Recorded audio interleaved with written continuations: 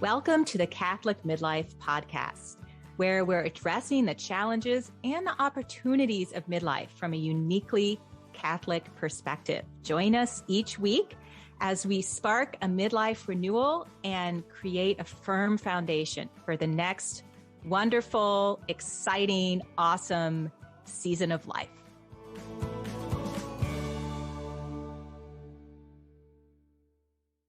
Hello, and welcome to the Catholic Midlife podcast. I'm Karen Herbert, and I'm here to wish you a very, very happy Thanksgiving Day. This is a special bonus Thanksgiving podcast episode, and of course, the topic will be gratitude. But before I begin, I just want to express my gratitude and Curtis's gratitude to you for being faithful and participative listeners in this podcast. We are sincerely grateful for your presence. We feel very connected to you. And on this day, we wish you enormous blessings on this Thanksgiving Day. As we know, you are expressing gratitude for all of the many blessings that God has bestowed upon you. Today, we'd like to just share with you some tips that hopefully will inspire you in your own gratitude practice. Many of us know in this day and age that having a gratitude practice is extremely beneficial to our mental health, to our well-being, to our relationships, and as the research shows, to our happiness. It doesn't mean that we also don't experience gratitude as an emotion, right? We often have these experiences of just this upwelling of spontaneous gratitude in our hearts. And those are beautiful moments. They're often accompanied by a new recognition of something or a deeper understanding or perspective. And I know I just really appreciate those moments when they happen. I also know that the people who get the most out of gratitude have a gratitude habit. They make it a practice, and the practice opens up those opportunities for the emotion. So having a practice just means you regularly do some kind of action to build gratitude. And at the end of this podcast, I'm going to share with you 3 things that I recommend you can either add to an existing gratitude practice, or if you don't have a regular one, you can start to try one out with one of these 3 things. And here's a couple things I've learned that will really benefit you from having a gratitude practice. And one I'm pretty sure we've talked about before on this podcast, it's the idea that your brain has a negativity bias, right?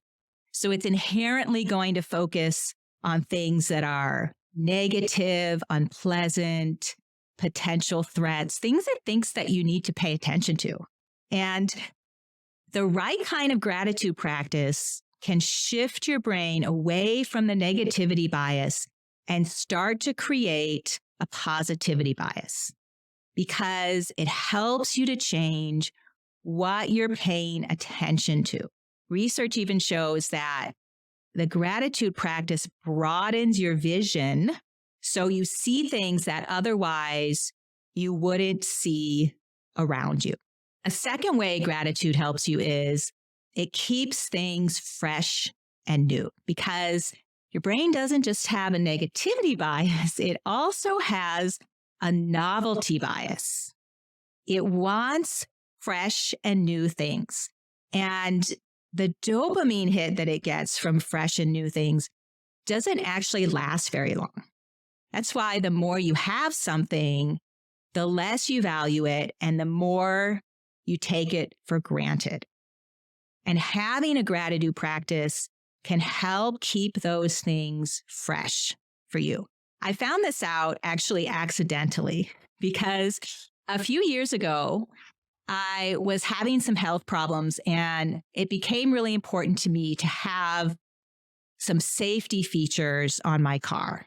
And I really wanted a newer model car with some of the newer safety features so that I would feel like I could drive around, which I did a lot, without worrying about having an accident. And every time I got in that car, I was just like, wow, I am so grateful for this car. I feel safe. I feel well. I'm filled with gratitude. So this was kind of the spontaneous emotional gratitude. And what I didn't know was that I was doing something that brain scientists recommend, which is you keep the gratitude alive for new things, and that helps the brain to retain its focus and attention so it doesn't just move on to something else and want something else fresh and new. So when I heard that, I decided to make it a habit. So every time I sit in the driver's seat of that car, I say, I'm so grateful for this car. And I mention the specific things I'm grateful for. And okay, it's really worked for me. I still feel this way about my car, and it's at least 3 years later. So it's still fresh and new for me. Now, before I share with you the 3 things that you can do around your gratitude practice, I feel like I want to mention a trap that sneaks into gratitude. And this is where we make a dichotomy between having gratitude for things in life that we call good and struggling with the things in life that are bad or hard or difficult or sometimes just plain tragedy.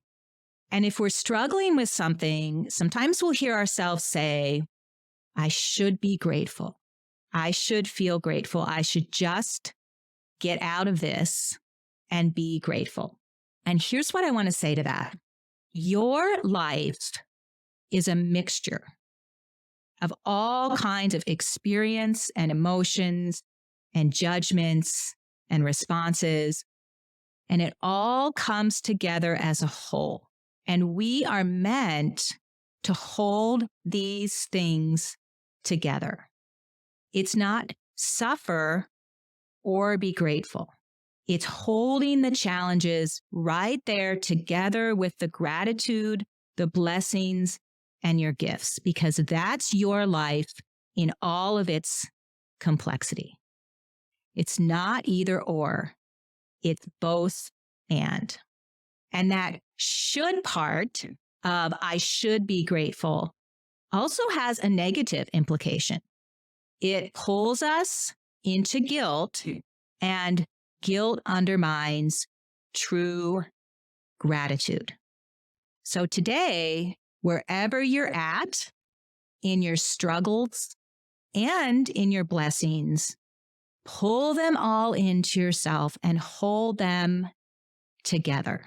Now, here's 3 things you can do to establish a gratitude practice, or maybe you just want to try one of them out. One is you can do what I did accidentally and choose something new in your life.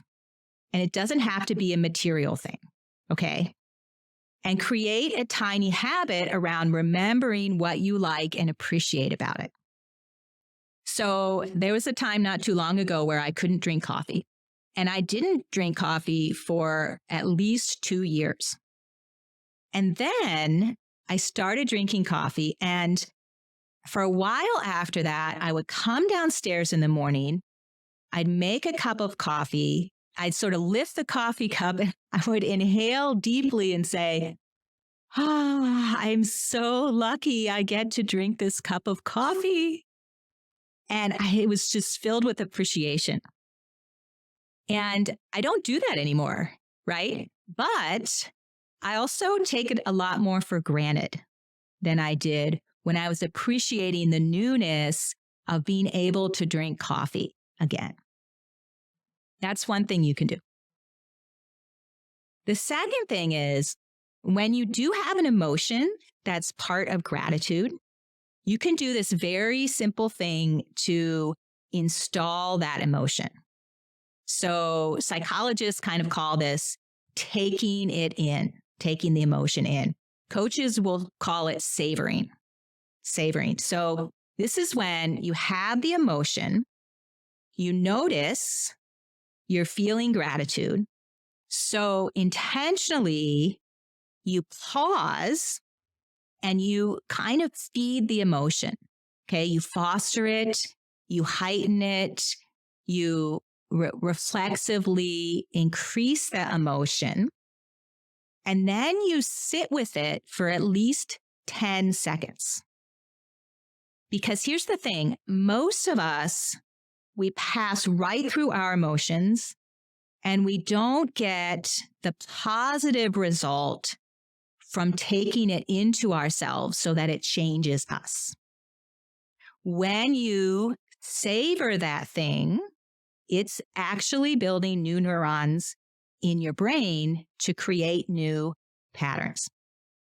And the third thing you can do is, this is something Curtis really likes, and it comes from Martin Seligman, and it's called 3 Good Things. So this is where you write down 3 good things that happened to you recently. And these aren't high-level things, okay? Because so sometimes we express our gratitude. I'm grateful for my health. I'm grateful for life. I'm grateful for my spouse. Those are all very important things to be grateful for. But in this exercise, it's not high-level things. It's specific good things that actually happened. Like, I had a good conversation with my teenager. I went for a refreshing walk. I engaged with my hobby and it was enjoyable. And then for each of those things, you answer the question, why did this happen? What made this happen? So this is kind of a different way of coming at a gratitude practice. It's been very well researched. The benefits around happiness and perspective and really taking that gratitude in. So if you try any of these and you have any comments, we'd love to hear about them. You can let us know at thecatholicmidlife@gmail.com, or you can come on over and post in the Facebook group, The Catholic Midlife. We wish each and every one of you a blessed and happy Thanksgiving Day.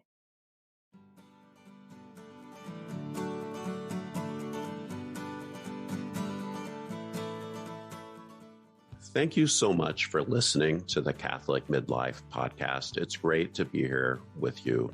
Be sure to subscribe on your favorite app or platform. Leave a review. That's so helpful so that others like you can find the podcast. And be sure to tell your friends. We'll see you next week.